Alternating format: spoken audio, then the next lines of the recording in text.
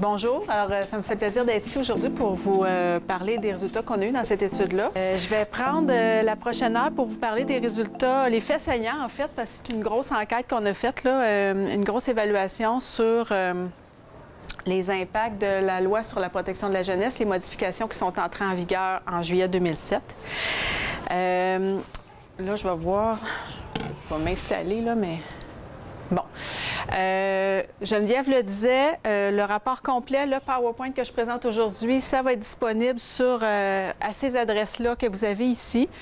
Le rapport a été déposé au ministère de la Santé et des Services sociaux à l'automne. On a rencontré la ministre déléguée à la protection de la jeunesse pour lui présenter les résultats. Donc, ce qu'on espère, c'est que ça va être tenu en compte là, dans les prochaines modifications législatives. Ça a été déposé à l'Assemblée nationale par la suite par la ministre.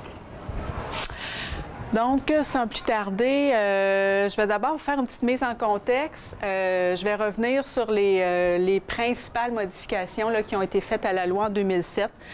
Je vais vous parler de notre devis, là, comment on a fonctionné pour faire l'évaluation d'impact de la loi. Puis j'ai pensé vous présenter les résultats en deux parties. J'avais fait ça la dernière fois, ça avait bien fonctionné. Une première partie pour décrire le recours au placement et la stabilité. Puis après ça, on pourra se faire un petit 10-15 minutes de discussion autour de ça. Puis une autre partie sur les projets de vie et les durées en placement qu'on pourra discuter par la suite.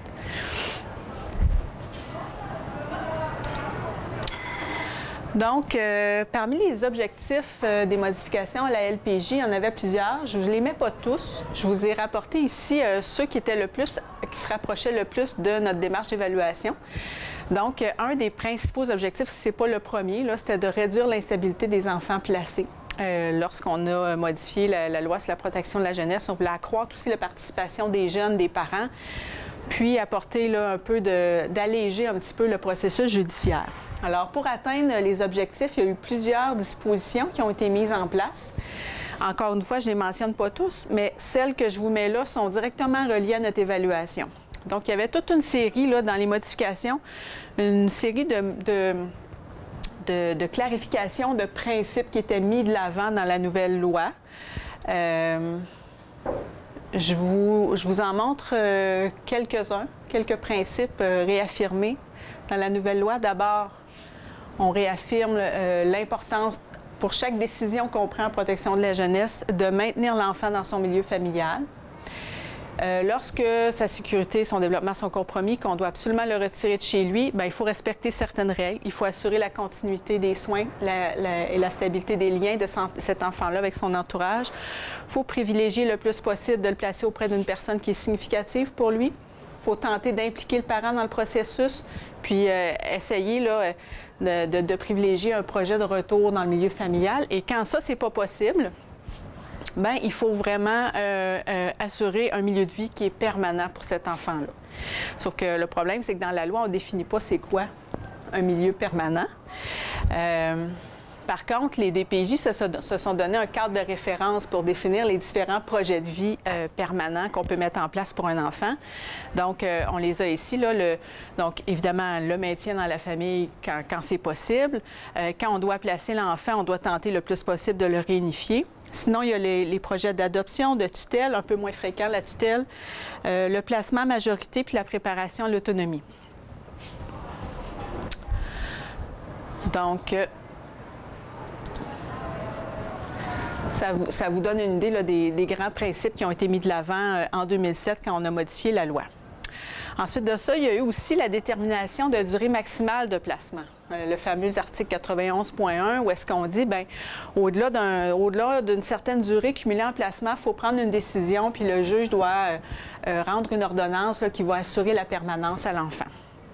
Et la durée maximale d'hébergement, c'est un algorithme compliqué là, pour calculer le temps cumulé en placement. Elle varie en fonction de l'âge de l'enfant. Donc, il y avait cette disposition-là. Il y a eu aussi plusieurs ajouts ou modifications dans les motifs d'intervention. Hein. On a ajouté les mauvais traitements psychologiques, les alinéas de risque d'abus physique, risque d'abus sexuel, risque de négligence. Donc, il y a tout ça qui s'est ajouté. On a rétréci un petit peu la définition de ce que c'était un trouble de comportement. Et le point qui m'intéresse, qui nous concerne là, pour l'évaluation de la loi, c'est l'article 156.2. Et ça, à notre avis, là, c'est assez rare que ça se fait dans une loi. C'est qu'au sein même de la loi, il y a un article qui obligeait le ministère de la Santé et des Services sociaux à évaluer l'effet de la loi sur la stabilité des enfants et de façon périodique. Fait qu'il devait y avoir une première évaluation après 3 ans d'implantation, puis aux 5 ans par la suite. C'est donc en vertu de cet article-là que nous, comme équipe de chercheurs, on a été mandatés par le ministère pour faire la première évaluation en 2011, puis celle que je vous présente aujourd'hui en 2015. Oui, les résultats que je vous présente aujourd'hui, c'est la deuxième. Je vais rarement faire référence à la première parce qu'il y a beaucoup d'avantages dans la deuxième évaluation. La première évaluation est survenue vraiment très rapidement après l'implantation des nouvelles dispositions, puis ça ne nous avait pas laissé beaucoup de temps. Ça n'avait pas laissé beaucoup de temps pour que les nouvelles dispositions se mettent en place, puis que les pratiques... Puis on avait 2 ans d'observation. On pouvait regarder les trajectoires de placement pour les enfants jusqu'à 2 ans. Alors que là, je vais vous le montrer tantôt, on a 4 ans d'observation. Fait que ça laisse place à un petit peu plus des plus longues et intéressantes trajectoires. Donc, qu'est-ce qu'on a fait dans l'évaluation de la LPJ? Donc, la première en 2011, à court terme. La deuxième en 2015, il y a eu 2 volets. Un volet que j'ai dirigé, et là, c'est moi qui présente aujourd'hui, mais j'ai tout fait ce travail-là de façon très étroite avec ma collègue Marie-André Poirier, qui est ici, puis notre collègue Danielle Turcotte, qui est à l'Université Laval à Québec. Donc, vraiment, le volet sur l'évaluation d'impact. Donc, quelle est l'évolution qu'on voit dans les trajectoires de placement depuis la nouvelle loi.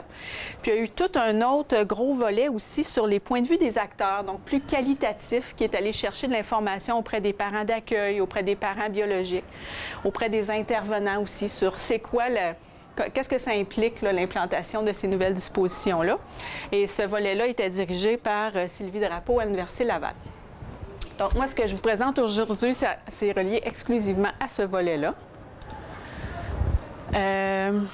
Notre objectif, c'était de mesurer les impacts à court et à moyen terme cette fois-ci de la LPJ sur la trajectoire de placement des enfants. Puis plus précisément, on a regardé 5 dimensions de la trajectoire.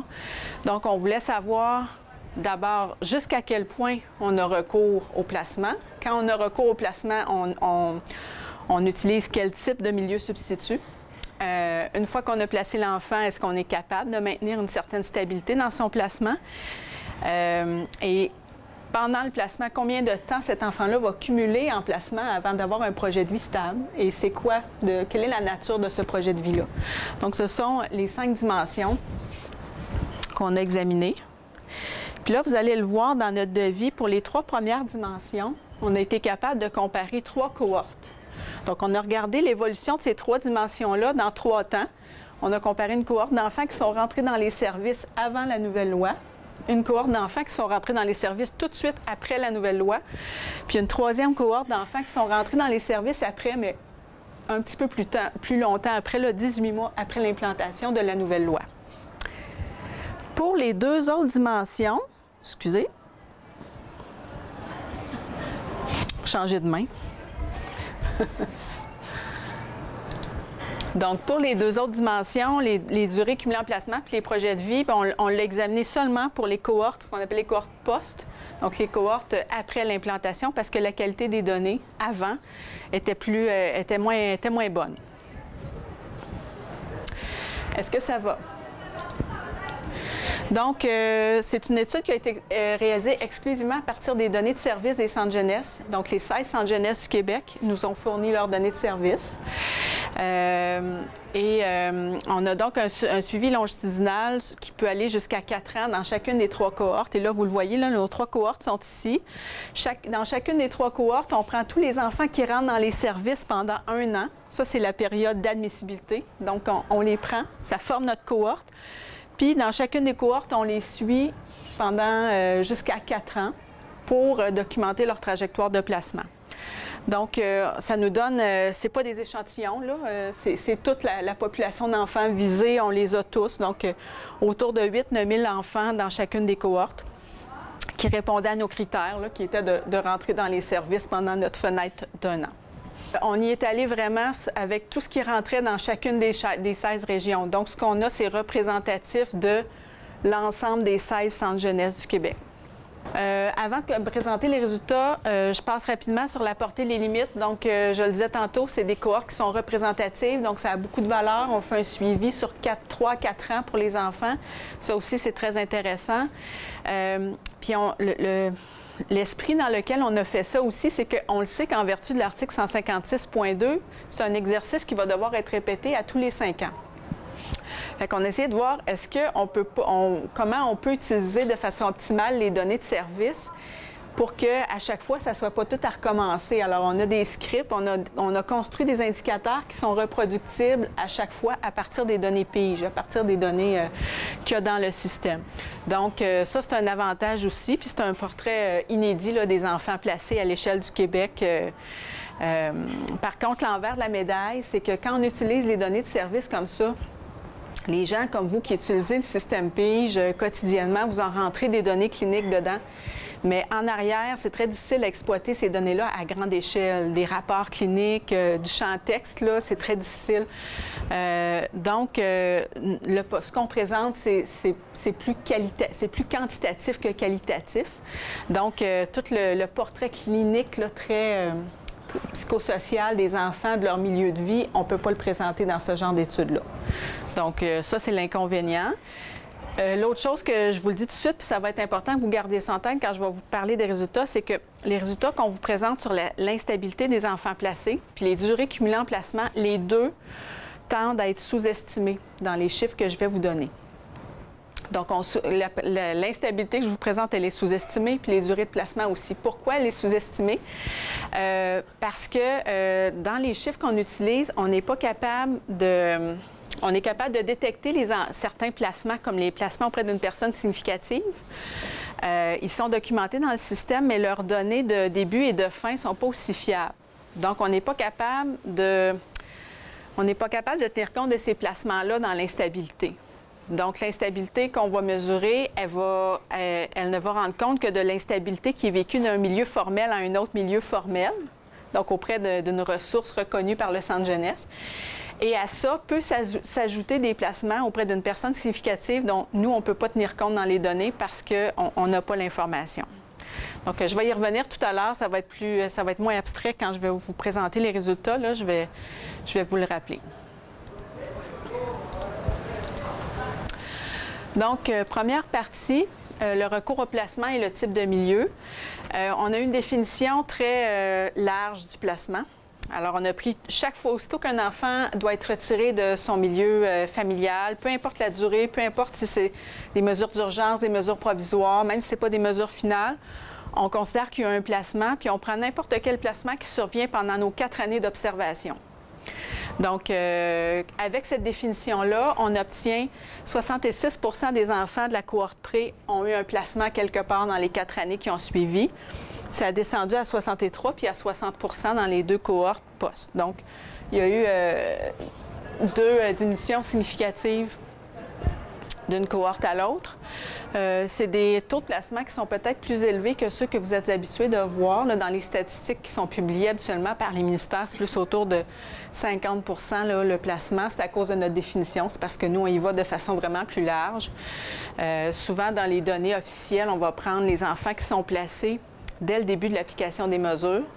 Puis on ne comptera pas ceux pour qui on tente un maintien pendant quelques mois, puis qu'après, on décide de placer sur le tard. Souvent, ils ne se retrouvent pas ceux-là dans les statistiques qu'on voit qui sont publiées, alors qu'ici, on les a. Ce qui explique un peu qu'on a des taux de placement un petit peu plus élevés.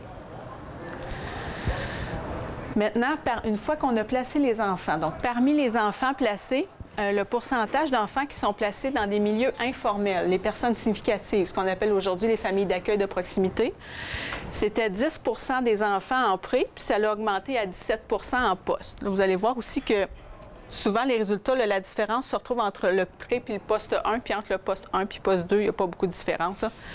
En général, c'est ce qu'on observe.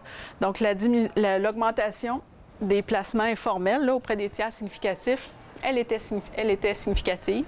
Donc, à date, là, c'est des changements qui vont dans le sens de ce qui était souhaité par les modifications à la LPJ. Maintenant, le pourcentage, inversement, là, le pourcentage d'enfants qui sont placés dans des ressources formelles, donc famille d'accueil, centre d'adaptation, bien ça a diminué de façon significative. Et ça ne faisait pas partie de nos objectifs, mais c'est un résultat qui nous a un peu surpris, fait que je vous le rapporte ici, c'est qu'on a réalisé qu'il y avait une portion vraiment considérable là, dans les 3 cohortes d'enfants qui étaient placés au moins une fois de façon temporaire. On inclut là-dedans les mesures d'urgence puis les mesures provisoires. Alors, c'est des enfants qui n'ont pas que des mesures d'urgence et provisoires. Ils peuvent avoir des placements à plus long terme, mais dans le poste 2, c'est 91 % des enfants qui, au moins une fois dans les 4 années, ont vécu soit un placement d'urgence ou un placement provisoire. Le problème, c'est qu'on ne sait pas comment ça se traduit pour l'enfant, le placement temporaire comme ça. Ça ne génère pas nécessairement de l'instabilité parce qu'il peut être placé de façon provisoire dans une famille d'accueil X, puis après ça, il y a son placement final dans la famille d'accueil X. Et il n'y a pas nécessairement d'instabilité qui est vécue. Comment c'est présenté à l'enfant? Est-ce que tout le temps du placement provisoire, bien, on est toujours un peu dans l'incertitude de où est-ce que je vais aller vivre dans 2 mois? Donc, ça, on trouvait ça un petit peu questionnant. Avant de vous parler de la stabilité, je voulais vous donner quelques exemples de trajectoires type là, de placement qu'on a observé dans les données. Ce que vous avez là, c'est une bande qui représente le temps. Puis les bandes en couleur, c'est les différents milieux de placement qu'un jeune a vécu. Les parties pointillées, c'est lorsque l'enfant est sorti de placement puis est retourné vivre dans son milieu. Chaque barre verticale correspond à un changement, à un moment où l'enfant a dû faire sa valise pour aller vivre ailleurs. Okay? Donc, on a l'enfant qui vit son premier placement dans un milieu A, un deuxième dans un milieu B, C. On tente de le retourner, ça ne fonctionne pas. On le retourne dans un milieu D, on tente encore, ça ne fonctionne pas. Il retourne dans le milieu A qu'il connaissait déjà. Et là, tout ça, ça nous a fait réaliser que, de façon traditionnelle, là, quand on parle de l'instabilité, quand on lit la littérature là-dessus, la façon dont on calcule ça, c'est le nombre de placements d'un milieu substitut à un autre milieu substitut. Donc, si on avait utilisé ça, ici, on aurait eu 2 déplacements. Alors, on trouvait que ça ne rendait pas bien compte de ce type de trajectoire-là. Alors, on a complété ça par d'autres indicateurs. Parce qu'un enfant aussi pourrait vivre 10 déplacements, mais 10 déplacements dans 10 familles d'accueil différentes versus 10 déplacements en alternant toujours entre les 2-3 mêmes familles d'accueil, ça ne serait pas pareil. Fait qu'on a tenu compte de différentes choses. Donc, le nombre de changements de milieu de vie est quand même important. Donc, même si l'enfant ici doit retourner chez lui, ça peut être positif, mais en même temps, ça fait un certain bout de temps qu'il n'est pas chez lui, puis c'est d'autres brisures relationnelles qui surviennent. Donc, cet enfant-là, ici, qu'on voit, il y a eu 6 changements de milieu dans 4 milieux différents, dont 2 déplacements, ceux de A vers B, de B vers C, 2 sorties de placement, de C vers chez lui, de D vers chez lui, puis 2 replacements aussi suite à une sortie qui n'a pas fonctionné. Donc ici, il est replacé, puis ici, il est replacé encore. Alors, on a développé un petit peu notre terminologie autour de ça, mais pour nous, chacun de ces mouvements-là, c'est de l'instabilité, même si c'est pour retourner chez lui. Donc, avec ces 3 indicateurs-là que vous avez ici, on a les résultats là, dans chacune des 3 cohortes. Alors, ce qu'on voit, c'est qu'au niveau du nombre de milieux différents que l'enfant a visité, c'était 2,5 en moyenne en prix, ça a descendu à 2,3 en poste 1 et en poste 2. Donc, c'est une petite diminution de faible ampleur. Elle est statistiquement significative, mais de faible ampleur. Au niveau des déplacements, il n'y a pas eu de changement significatif, même si à l'œil, on voit que ça diminue un petit peu. Puis les sorties non permanentes, là, ça, c'est quand l'enfant, on tente de le réunifier, mais ça ne fonctionne pas, puis il doit être replacé. Ça aussi, ça l'a diminué. C'est statistiquement significatif, mais assez modeste. Aussi, juste pour vous donner une petite idée, là, l'instabilité, il y en a, mais ce n'est pas généralisé à toute la clientèle. Si on prend, par exemple, le 2,3 de milieux de vie différents visités par les enfants de cette cohorte-là, 41 % des enfants de cette cohorte-là ont connu un seul milieu pendant les 4 années d'observation où on les a observés. 76 %, donc le 3/4 des enfants de cette cohorte-là, ont connu un déplacement ou moins pendant les 4 années d'observation. Donc, oui, il y a de l'instabilité, mais on ne peut pas dire que c'est généralisé là, à toute la clientèle, mais ça concerne une portion quand même significative de la clientèle. Ça, je vais passer ça. Donc, pour faire une petite synthèse au niveau de cette première partie des résultats-là, ce qu'on retient, c'est que, bon, au niveau du recours au placement, oui, le recours a diminué légèrement. On est passé de 66 à 63 à 60 de placement. Quand on place de plus en plus vers des milieux qui sont significatifs pour l'enfant. Donc ça s'enligne dans le sens des modifications à la loi.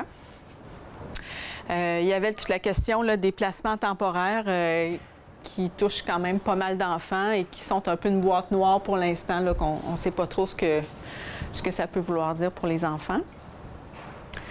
Ensuite de ça, au niveau de la stabilité, il y a une diminution d'ampleur modeste. Puis, ce que je n'ai pas dit tout à l'heure aussi, c'est que l'ampleur de l'instabilité, le nombre de milieux différents visités par les enfants, puis le nombre de déplacements vécus par les enfants ne sont pas bien différents de ceux qu'on a obtenus quand on a fait la première évaluation en 2011. À ce moment-là, on avait 2 ans d'observation. Et là, on a 4 années d'observation. Fait que ce que ça nous dit à nous, ce que ça suggère, c'est que quand il y a de l'instabilité, ça tend à survenir dans les 2 premières années de suivi. Puis que, tu sais, le fait d'ajouter 2 autres années de suivi à nos cohortes, ça n'a pas ajouté plus d'instabilité. Donc, je propose peut-être, si vous avez des questions, des commentaires, déjà sur cette partie-là, avant qu'on aborde la partie sur les durées cumulées en placement puis les projets de vie. Je vais peut-être, je pensais que je manquerais de temps, mais je vais peut-être reculer. Les motifs, j'aimerais ça voir. Je pensais vite, hein, puis...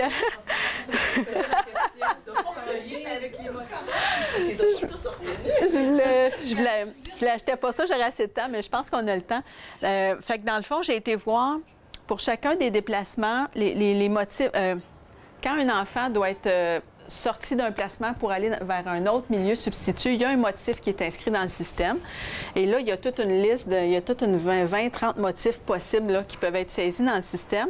Et là, je vous ai mis les plus fréquents. Et ce qu'on voit, c'est que le gros des déplacements, là, ce que les intervenants nous disent dans le système, c'est que c'est la nécessité d'une ressource mieux adaptée aux besoins de l'enfant qui motive le déplacement. À part de ça, à la demande de la ressource, bon, une famille d'accueil qui est épuisée ou une famille d'accueil qui dit ça ne fonctionne pas, il faudrait que vous le placiez ailleurs, c'est 9 des déplacements. Il y a quand même un certain nombre, là, 15 à peu près, de motifs de déplacement inconnus. Le reste, c'est en bas de 1, 2 ou 3 donc, mais ça, quand même, je vous avoue que je ne sais pas comment l'interpréter, celui-là. Est-ce que, parce que dans un monde idéal, on dirait, bien, on devrait la trouver du premier coup, la ressource la mieux adaptée. Mais en même temps, on a une clientèle qui est changeante, on a une clientèle dont les besoins évoluent avec le temps. Est-ce que c'est possible de trouver des ressources qui peuvent couvrir là, toutes les transitions de vie normales d'un enfant? Donc, c'est vrai, je ne vous ai pas mentionné ça, mais la tendance qu'on voit là, dans la diminution du placement et dans l'augmentation des placements informels, elle est généralisée dans tous les groupes d'âge, tous les types de motifs d'intervention, sauf abandon. Donc, les enfants pris en charge pour abandon, là, les effets se sont fait moins sentir auprès de ce petit groupe d'enfants-là. Mais, et on a regardé quels étaient les facteurs associés à l'instabilité. Ce qui ressort, c'est le motif trouble de comportement et c'est quoi l'autre affaire? Donc, la judiciarisation, je pense. Je l'ai noté ici, là. Je vais te le dire.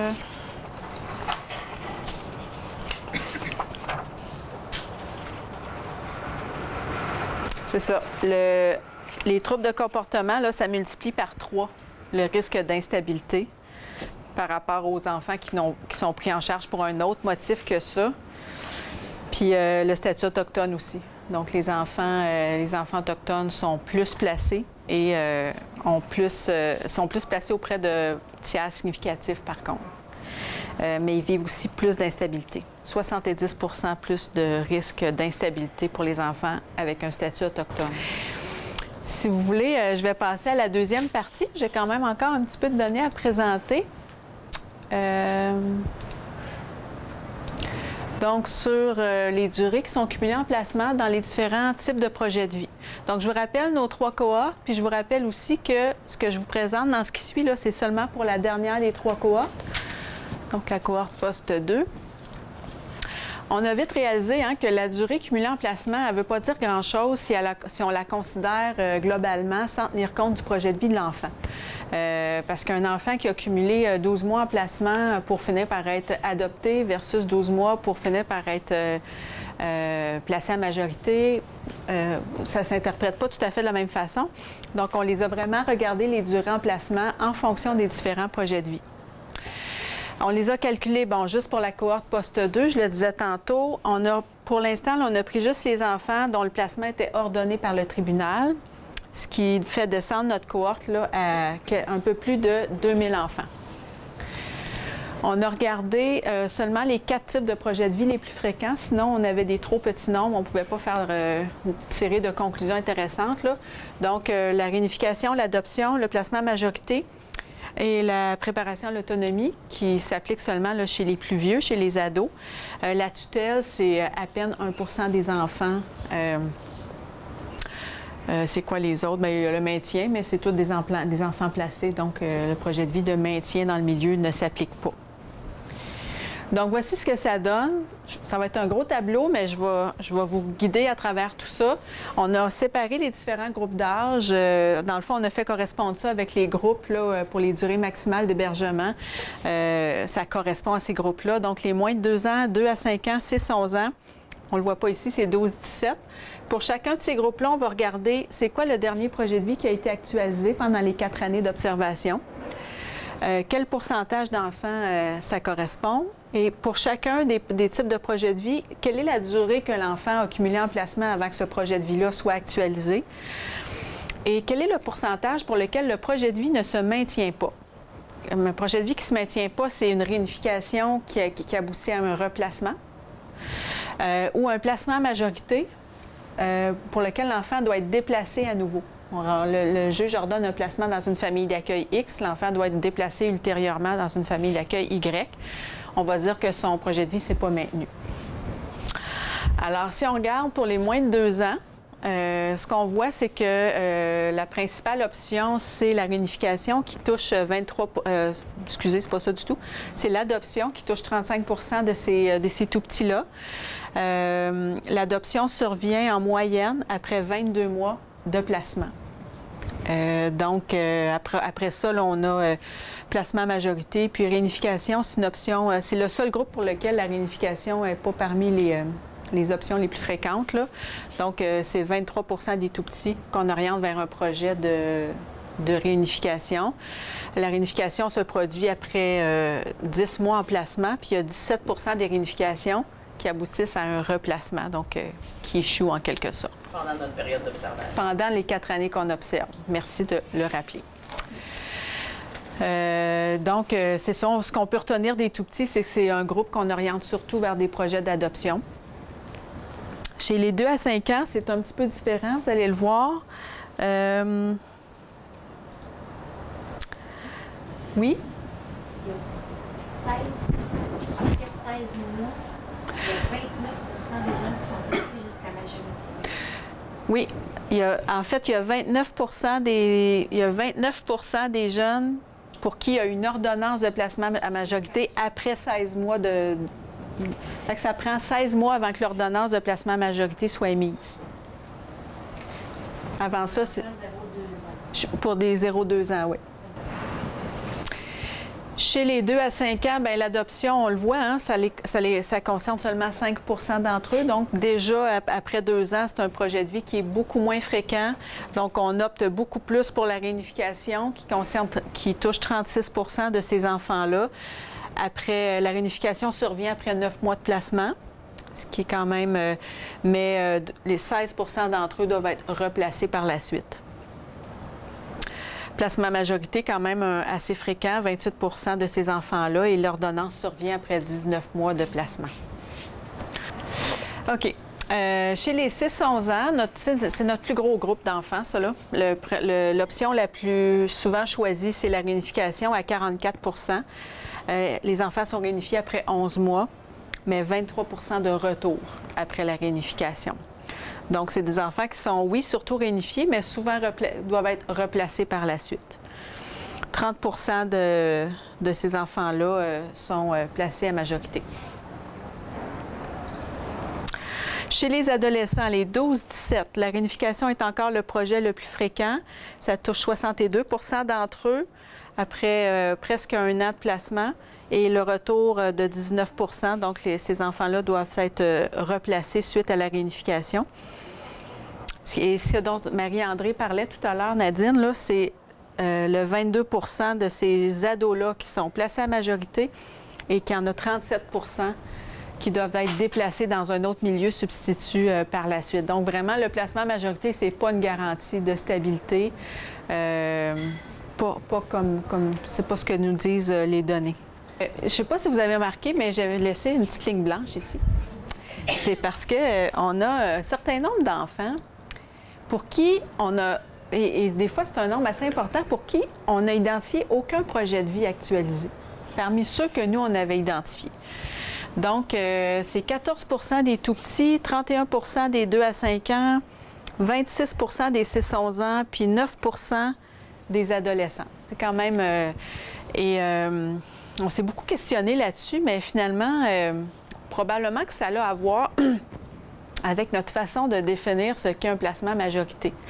Nous, on a utilisé une définition vraiment assez stricte, là. On considérait que l'ordonnance était à majorité quand la fin qui était prévue était autour du 18e anniversaire de l'enfant, plus ou moins 2 mois. Bon. Mais ce qu'on a appris avec la jurisprudence en consultant les documents, c'est que de plus en plus, il y a certains juges qui vont ordonner un placement qui ne se rend pas à la majorité de l'enfant, mais qui dure 2-3 ans pour revoir la famille après, mais dans une perspective de placement à majorité, mais ça ne se rend pas aux 18 ans de l'enfant. Donc, il y a ces pratiques-là là, qui sont en cours dans le système judiciaire actuellement. Est-ce que c'est une bonne chose ou pas? On ne le sait pas, mais il y a probablement une bonne partie des enfants qui sont identifiés avec aucun projet de vie permanent dans notre étude qui serait probablement à considérer dans le groupe de placés à majorité. Donc, ce qu'on peut retenir de cette deuxième partie de résultats-là, l'option la plus fréquente, la plus rapide à s'actualiser, c'est la réunification, mais malheureusement, dans certains cas, là, surtout chez les 6-11 ans, il y a des échecs de réunification. Chez les adolescents, il y a plus du tiers qui sont déplacés après l'ordonnance à majorité. Ça aussi, c'est questionnant. Puis, il y a ceux pour qui, là, les enfants pour qui il ne semble pas y avoir de projet de vie actualisé au bout de 4 ans, qu'il faudrait creuser un petit peu plus là, ces situations-là. On a fait, parce que c'est un rapport qu'on déposait au ministère et que le ministère allait déposer à l'Assemblée nationale par la suite. Donc, on a tenté de tirer des recommandations de nos résultats. Donc, les 3 premières recommandations là, sont autour de toute la question de la réunification puis du soutien à la réunification. Donc, d'essayer de mettre en place, de mieux préparer la réunification avant la fin du placement, puis de mieux soutenir les familles après la réunification, d'avoir des programmes formels de soutien à la réunification. Puis, d'un autre côté, il y avait la question des adolescents aussi qui sont placés en milieu d'accueil, donc soutenir plus les milieux qui accueillent des adolescents. Peut-être que la période de l'adolescence pose plus de défis pour les milieux d'accueil, visiblement. Donc, essayer de les soutenir davantage là, parce qu'ils sont à risque d'instabilité. Puis, creuser un petit peu plus la question là, des placements temporaires. Vraiment, il y a une augmentation avec la nouvelle loi, puis on ne sait pas si c'est une bonne chose. Donc,